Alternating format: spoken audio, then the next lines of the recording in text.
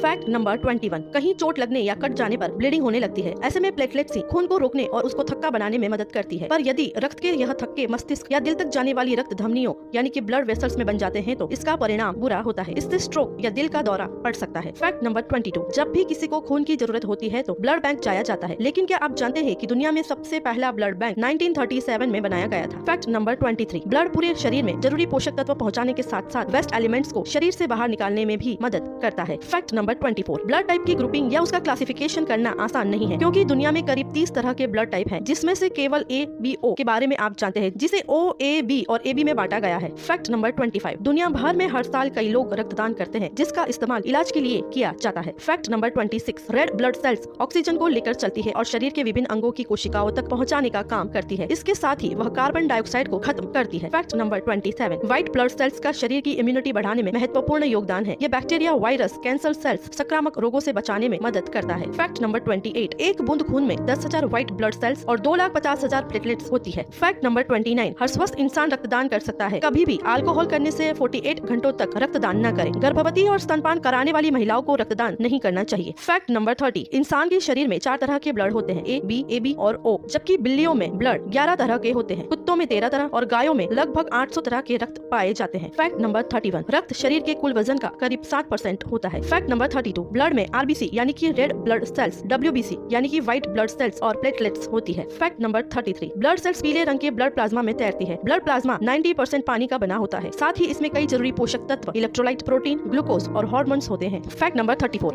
Blood cells को blood plasma में centrifuge द्वारा अलग किया जा सकता है। फैक्ट नंबर 35, RBC शरीर में ऑक्सीजन को ले जाने का महत्वपूर्ण काम करती है। इसमें हीमोग्लोबिन नामक एक प्रोटीन भी होता है। हीमोग्लोबिन में आयरन होता है। रक्त का लाल रंग हीमोग्लोबिन और ऑक्सीजन के मिलने के कारण ही होता है। Fact number 36, red blood cells ही बोन मेरो को बनाती है और लगभग 120 दिनों तक शरीर में घूमती रहती है। रेड ब्लड सेल्स ऑक्सीजन को लेकर चलती है और शरीर के विभिन्न अंगों की कोशिकाओं तक पहुंचाने का काम करती है। इसके साथ ही यह कार्बन डाइऑक्साइड को खत्म करती है। Fact number 37, red blood sales oxygen को लेकर चलती है और CO2 को खत्म करती है। व्हाइट ब्लड सेल्स ये शरीर को बैक्टीरिया और वायरस से बचाता है। फैक्ट नंबर 38, प्लाज्मा बॉडी में प्रोटीन लेकर चलता है और खून को जमने से बचाता है। प्लेटलेट्स खून को जमने में मदद करती है। इन्हीं की वजह से चोट लगने के कुछ देर बाद खून निकलना बंद हो जाता है। फैक्ट नंबर 39, यदि रक्त वाहिनियों को सिरे से सिरे तक मिला लिया जाए तो ये 2 बार धरती को लपेट सकती है। फैक्ट नंबर 40, अभी तक कृत्रिम खून नहीं बनाया जा सकता है, ये सिर्फ भगवान की देन है।